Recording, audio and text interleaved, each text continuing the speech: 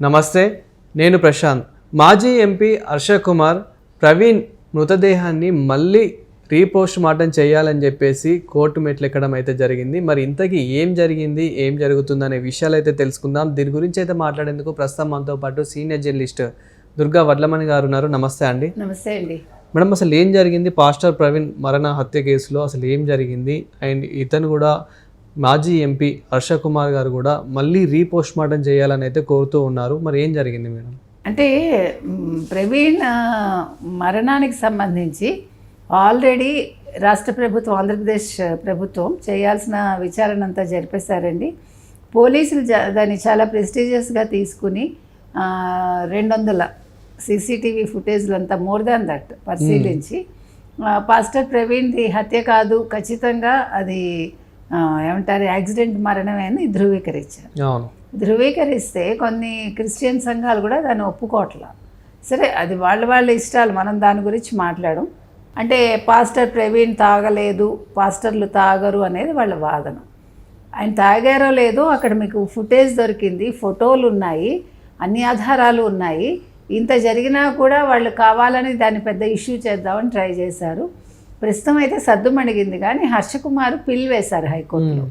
పిల్ వేస్తే హైకోర్టు అతను అడిగారు, న్యాయమూర్తి అడిగారు, ఆల్రెడీ ఆయన మద్యం దుకాణాలకు వెళ్ళినట్టు ఫోటోలు ఉన్నాయి, యాక్సిడెంట్ అయినట్టు కూడా అదే ఫోటోలు వివరాలు ఉన్నాయి కదా, మీ దగ్గర ఏ ఆధారాలు ఉన్నాయని అడిగారు వాళ్ళు. అడిగాక మీరు ఆల్రెడీ వేరే 2 పిల్స్ వేసి ఉన్నారు దీని మీద, మరి కొత్తగా మీరెందుకు పిల్ వేయటం అని. కాదు, నాకు రీపోస్ట్ మార్టం చేయించాలి మీరు, అతన్ని ప్రవీణ్ది అంటే హత్య అన్నట్టుగా ఆయన మాట్లాడుతున్నారు. ప్లస్ ప్రవీణ్ తాగిలేరు అనేది వాళ్ళ వాదన. అయితే మీరు 5 లక్షలు హైకోర్టు ట్రెజరీ దగ్గర మీరు డిపాజిట్ చేయండి, చేశాక మిగతా పిల్స్తో పాటు మీది కూడా అందులో చేర్చి విచారణ జరుపుతామని కోర్టు చెప్పడం జరిగింది. ఇతని హర్ష కుమార్ తరఫున బాలా అని న్యాయవాది ఆయన వాదిస్తున్నారు ఈ కేసు. సో ఇక్కడ మీకు అంటే ఏమీ లేదండి. ఇప్పుడు ఈ క్రిస్టియన్ సంఘాలు కావచ్చు, లేకపోతే హర్ష కుమార్ లాంటి వాళ్ళు ఆ పాస్టర్ ప్రవీణ్ మరణాన్ని జీర్ణించుకోలేకపోతున్నారు. అంటే అది సహజ మరణమైనా యాక్సిడెంట్ వల్ల జరిగింది. అతను తాగటం అనేది ప్రత్యక్షంగా మీకు ఫుటేజీల్లో కనిపించింది. 3 చోట్ల అతను ఆగటం జరిగింది. 3 సార్లు అంటే 2 సార్లు ఆయన చావు అంచుల వరకు వెళ్ళి తప్పించుకుని 3వసారి ఆయన మృతి చెందడం జరిగింది. ఇప్పుడు వీళ్ళందరూ ఏమంటారంటే వాళ్ళకే ఒక క్లారిటీ లేదు. మీరు పాస్టర్స్ అందరివి మీరు ఈ మధ్యకాలంలో వీడియోలు చూసారంటే అజయ్ బాబా ఎవరో ఆయన, ఇంకొక ఆయన, వాళ్ళు మాట్లాడుకున్నది సర్లే ప్రవీణ్ తాగేసే డ్రైవ్ చేశాడు, తాగే చనిపోయాడు కానీ అంటూ వాళ్ళు మాట్లాడుకోవడం జరిగింది. ఒక వీడియో బయటకు వచ్చింది రావడం.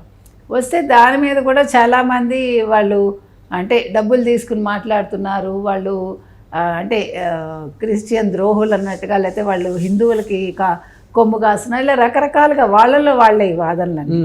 అంటే ఒక వ్యక్తి చనిపోయాక వీళ్ళందరూ ఏమంటారంటే ఆయన తాగడు, తాగిన వ్యక్తి అయితే వాళ్ళ ఆవిడ సమాధానం చెప్పాలి.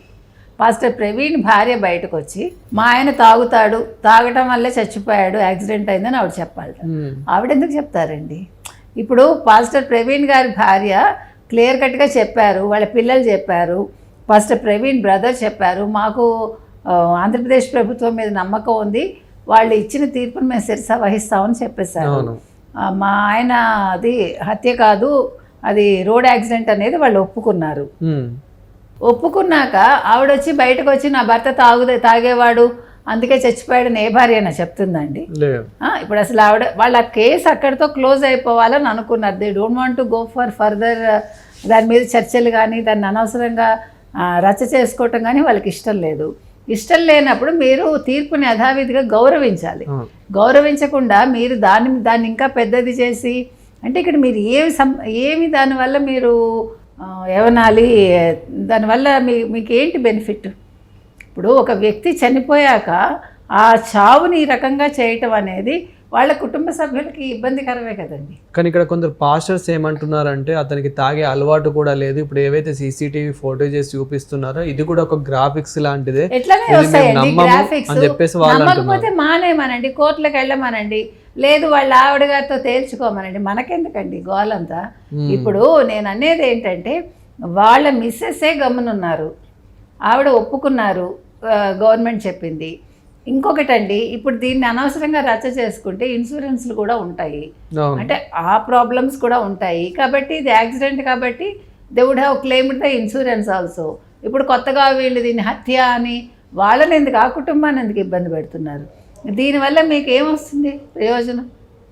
ఇప్పుడు తాగకుండా ఉంటారా ఉండరా అనేది వాళ్ళు వ్యక్తిగతం, మనం ఎవరో మాట్లాడటానికి. ప్రవీణ్ ఎందుకు ఆ రోజు టెన్షన్గా ఉన్నారు, ప్రవీణ్ ఎందుకు తాగాడు అనేది వాళ్ళ కుటుంబ సభ్యులకు తెలుస్తుంది, మీకు నాకు తెలియదు, అయినా మనకు అనవసరం కూడా. అంతే కదండి. ఒక ప్రవీణ్ అనే వ్యక్తిని మీరు అక్కడ పాస్టర్గా చూడకండి. అతను ట్రావెల్ చేశాడు, ఒక వాహనదారుడు, ఒక రోడ్డు మీద ప్రయాణించాడు.